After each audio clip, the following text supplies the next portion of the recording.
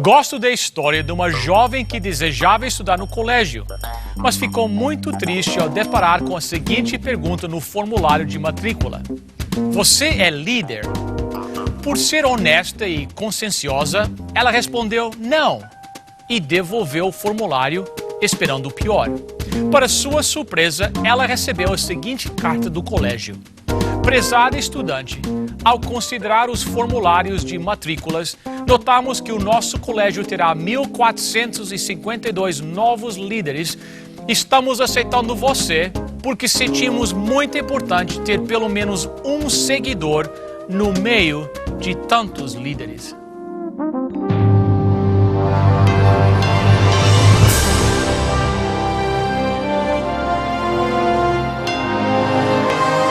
Venceu a prova do tempo.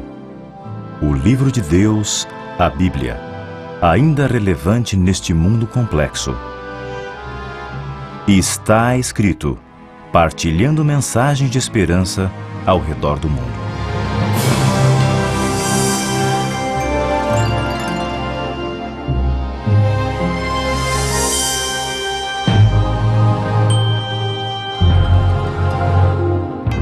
Hoje, no mundo de negócios, se alguém aparecesse dizendo "preciso de 12 homens para ajudar a formar uma companhia", haveria uma lista muito longa de qualificações e eles saberiam exatamente o tipo de pessoa necessárias e escolheriam os 12 homens certos. Não foi assim com o Senhor. Ele escolheu 12 pessoas desqualificadas, tão diferentes entre si, e tiveram problemas. Todos eram pecadores, mesmo o melhor deles não passava de uma lista de desqualificados. Jesus nunca pensou em fazer o trabalho da pregação do Evangelho sozinho. E foi por isso que ele, ao iniciar o seu ministério, ele não somente iniciou pregando e ensinando, mas também treinando homens enquanto realizava a obra. Treinava-os, preparando-os para continuar o trabalho depois de sua partida. E os que escolheu eram embaixadores do rei. Que tipo de pessoas estão qualificadas para o trabalho do Senhor? Que tipo de gente Deus usa? Bem, já aprendemos que Ele usa pessoas dinâmicas, fortes, corajosos e líderes como Pedro, que tomam a direção, planejam, usam estratégias, confrontam, repreendem, levam pessoas a Cristo e, francamente, podem parecer melhores do que são na realidade e muitas vezes agem muito apressadamente, mas ao mesmo tempo estão sempre ansiosos de serem perdoados e restaurados. O Senhor usa pessoas humildes, delicadas, caladas como André, que não buscavam proeminência, nunca pregou para multidões, mas discretamente trazia pessoas a Jesus. Também o Senhor usa pessoas zelosas, apaixonadas, conscientes, direcionadas, intensivas e ambiciosas como Tiago, que acabou morrendo porque ninguém conseguiu contê-lo. Esse tipo de pessoa vê o trabalho a ser feito e morrem para vê-lo terminado. Ele também usa pessoas sensíveis, amoráveis, íntimas, que buscam a verdade, como João, que falam com amor, atraindo pessoas a Cristo. Vejamos Mateus capítulo 10 e verso 3. Felipe, Bartolomeu, Tomé e Mateus, o cobrador de impostos, Tiago, filho de Alfeu e Tadeu. Vejamos primeiro Felipe. Não vamos nos confundir com Filipe o diácono mencionado em Atos capítulo 6, que mais tarde tornou-se evangelista. Estamos falando agora de Felipe, o discípulo. Seu nome é grego. Todos os 12 eram judeus e deveriam ter nomes judeus, mas não conhecemos o seu nome judeu. Por qualquer razão, ele é sempre chamado pelo seu nome grego. E a propósito, esse nome grego significa alguém que ama cavalos. É interessante porque quando mais tarde os gregos quiseram ver a Jesus, eles procuraram Felipe. Talvez sentiram-se mais à vontade com ele porque o seu nome era grego. Ele vivia em Betsaida, na Galileia, e lembramos que essa era a cidade de Pedro e André. Então, Felipe deveria conhecer Pedro e André. Possivelmente, já os conhecia desde a infância. E, quem sabe, era um amigo próximo deles. Como eram todos judeus, tementes a Deus, Pedro, André, Felipe, Nataniel ou Bartolomeu, falamos dele mais tarde, provavelmente todos se conheciam. Talvez Felipe fosse também pescador. Ele aparece mais tarde com André, Pedro, Tiago e João em São João capítulo 21, pescando. Os 3 evangelhos não falam nada sobre ele, só mencionam seu nome, mas o evangelho de João fala dele 4 vezes. Vamos olhar juntos. São João capítulo 1, verso 43. Perguntamos outra vez, que tipo de pessoa Deus usa? No dia seguinte, Jesus resolveu ir para a região da Galileia. Antes de ir, foi procurar Felipe e disse, venha comigo. No dia seguinte significa um dia depois que Pedro e André tiveram um encontro com Jesus. Um dia depois que João Batista apontou a Jesus dizendo, este é o Cordeiro de Deus. E Pedro e André o seguiram. Este foi o primeiro chamado direto para o discipulado.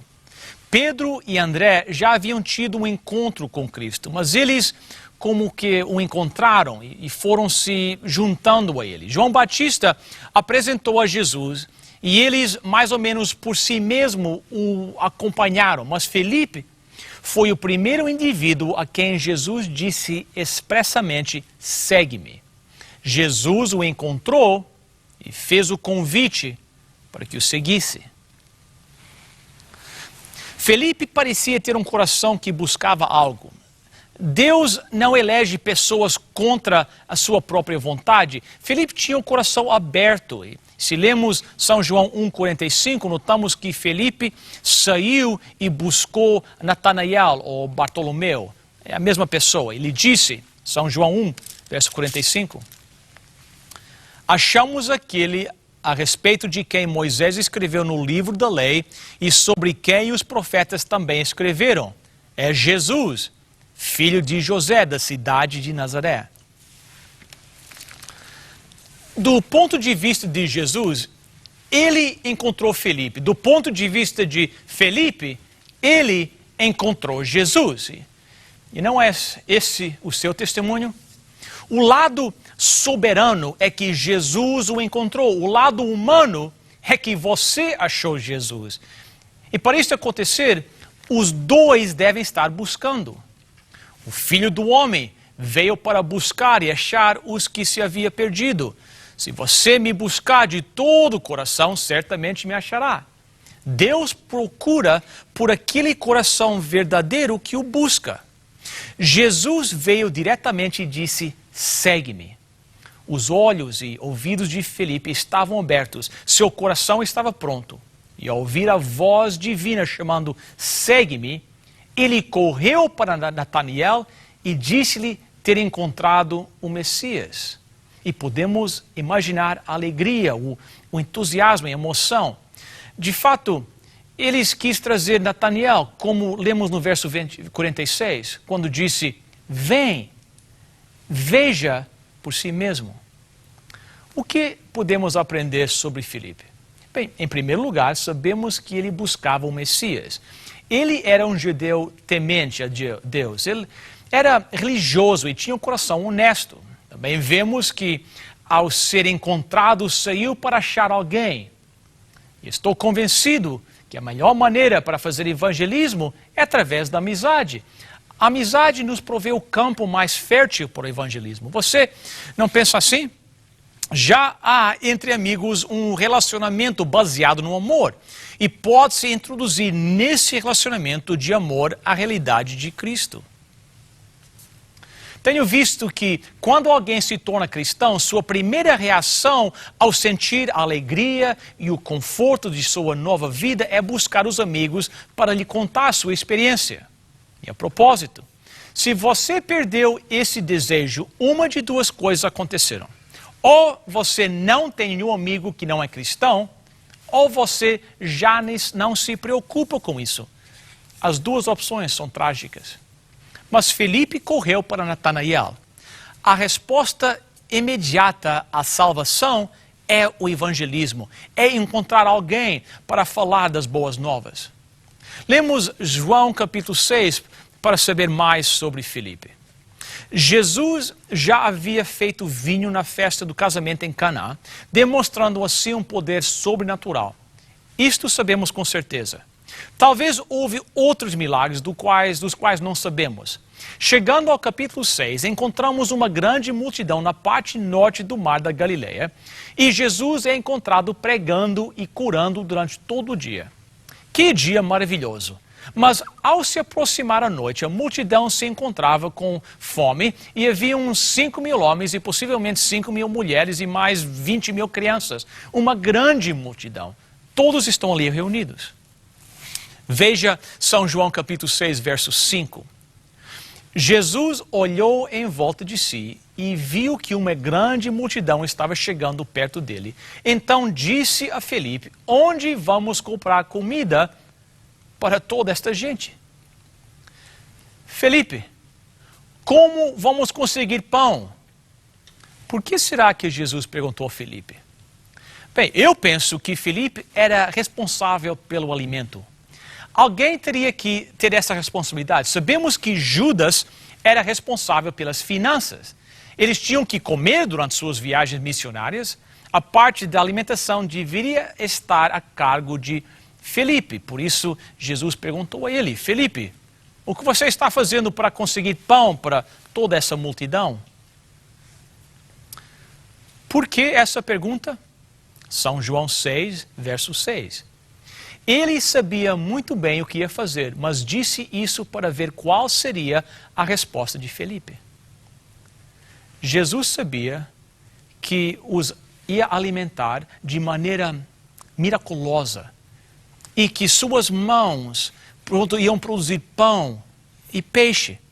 Mas Jesus estava testando Felipe. Felipe, você já não me viu fazendo vinho na festa de casamento?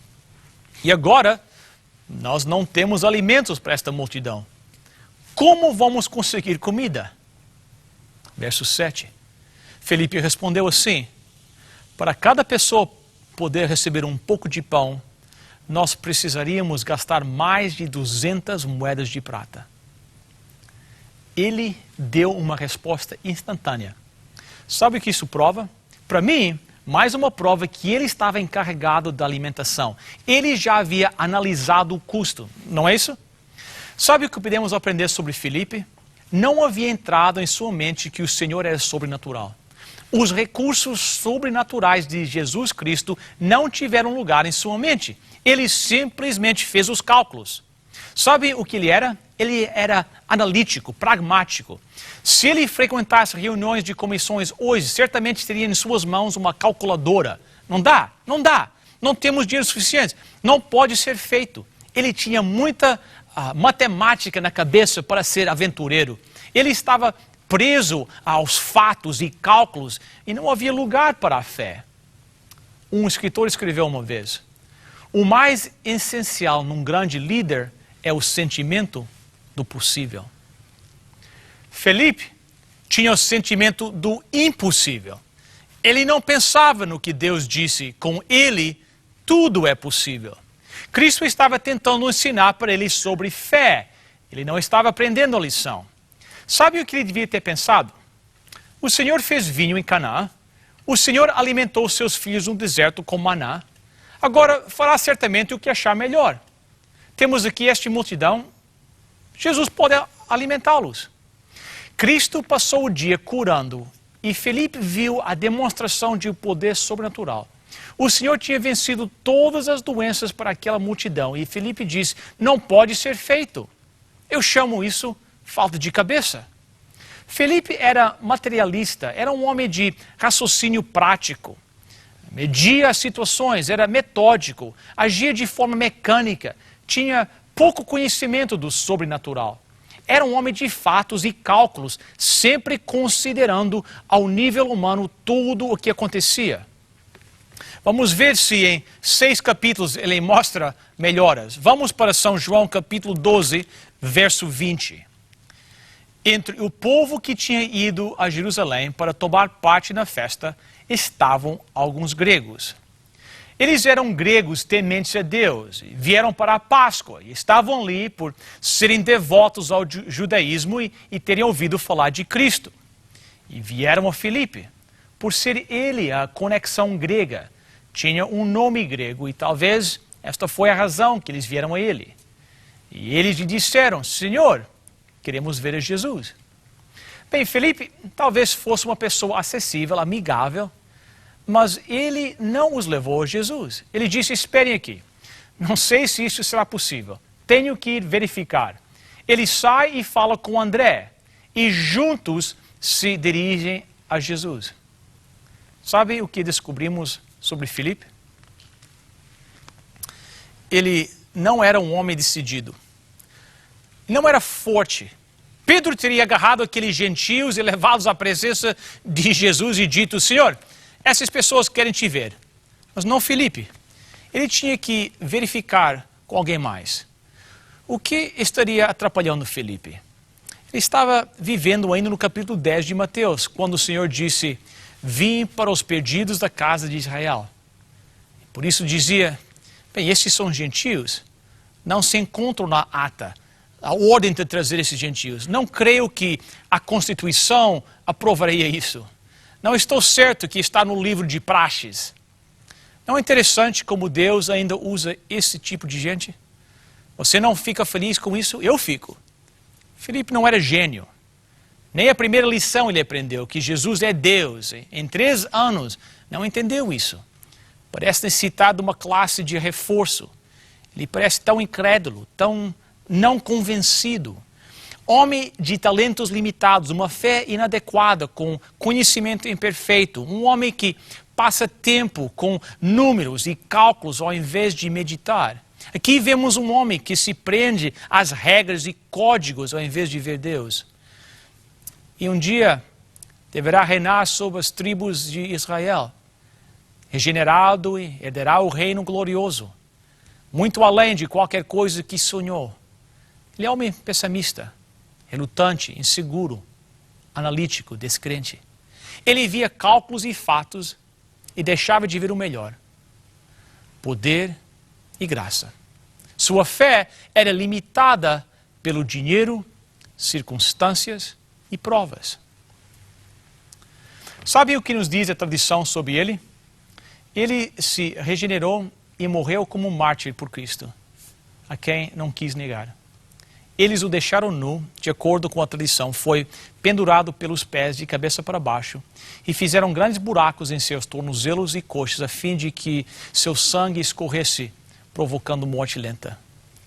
E antes de morrer pediu que depois da morte seu corpo não fosse enrolado em linho como seu Senhor, pois não era merecedor de tal coisa. Você não fica feliz que Deus usa descrentes, atrasados, analíticos e desprovidos de fé? Alguns de nós podemos nos enquadrar entre eles, não é certo?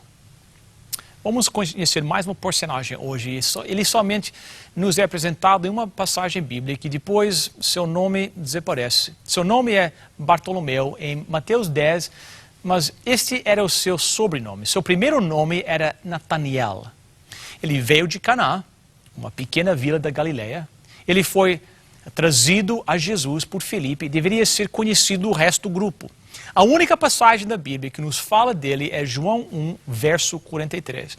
Creio que você o achará fascinante. Diz-nos o verso 43, que Jesus foi para a Galileia, encontrou Filipe e pediu que o seguisse.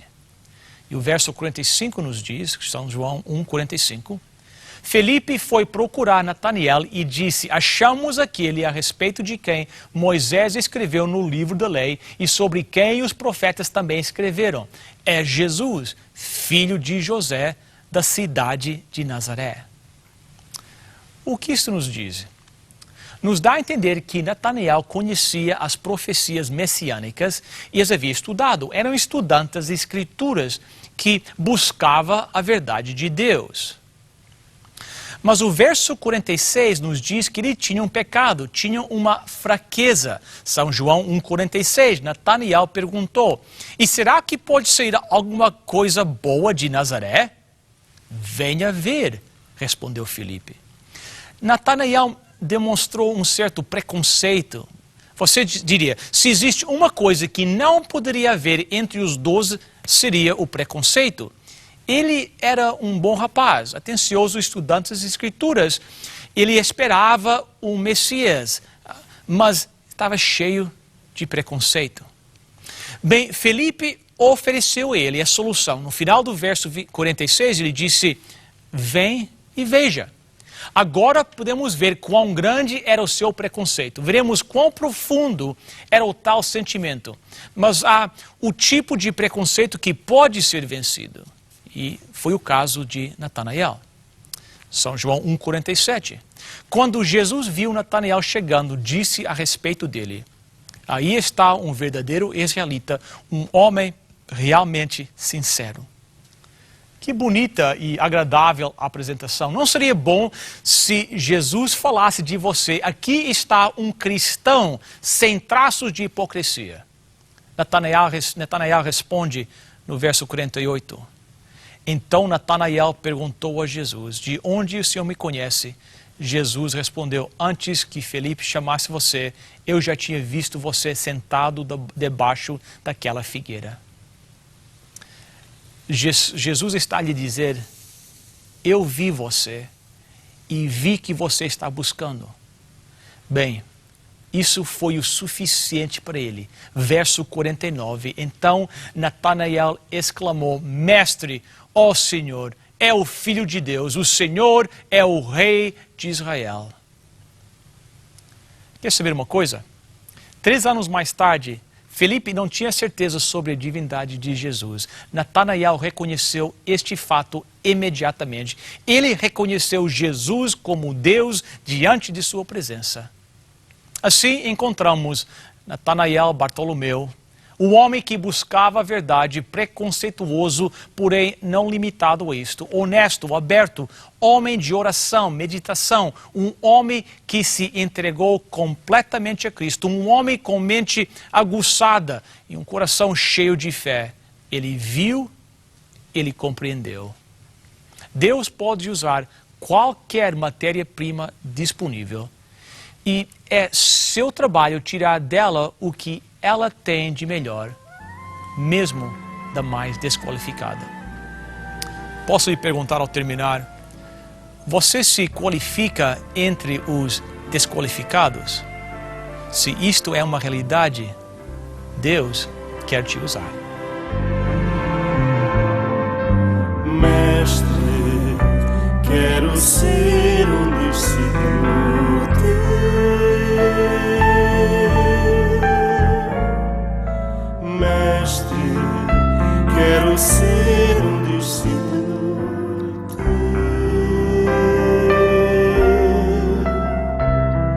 Talvez a minha vida não seja o que tu queres, talvez ainda esteja de ti distanciado. No entanto, ao ouvir o teu chamado, pensei em ser aquilo que tu queres que eu seja. Mestre, quero ser um discípulo teu.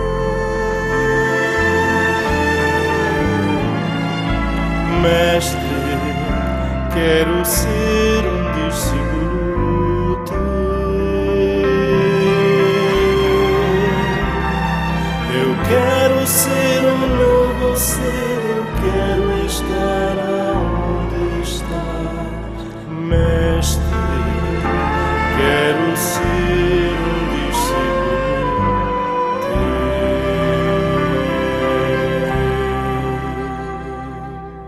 Oremos. Deus nosso Pai que estás no céu, nós nos entregamos completamente a Ti. Nós reconhecemos que somos fracos, que não somos qualificados, mas que o Senhor é poderoso para nos transformar e nos usar. Abençoe cada telespectador neste dia. Nós te suplicamos, em nome de Jesus. Amém.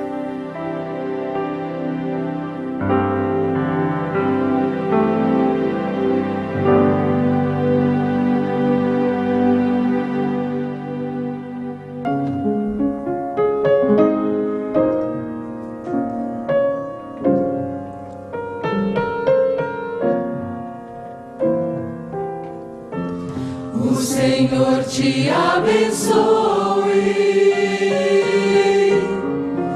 e te guarde.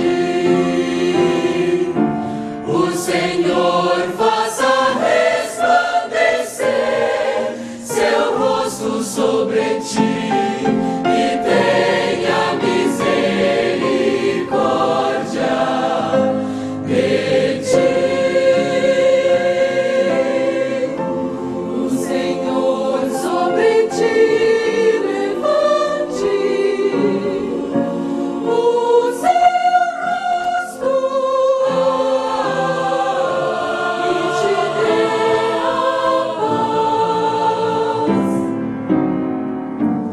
E te dê a paz.